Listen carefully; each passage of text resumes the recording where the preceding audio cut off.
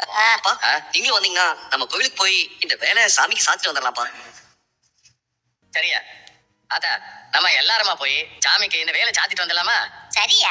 என்னம்மா எல்லாரும் போகணும்ன்றாங்க? இரு இரு. மாமா, என்ன என்ன ஈஸ்வரி? கட்சி தலைவர் வரான்னு சொன்னீங்க.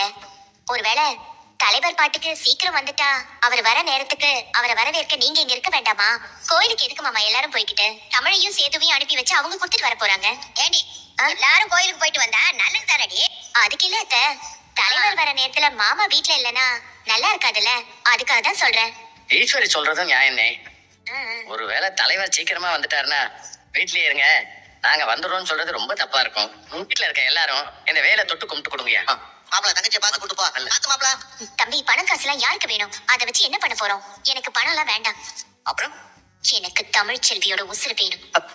என்ன சொல்றீங்க? வாளுங்க வட மாநிலத்தை சேர்ந்த கொள்ளக்காரங்க தானே சொன்னேன். வேலை எடுக்கிறப்போ அவ கதையை முடிச்ச மாதிரி இருக்கட்டுமே.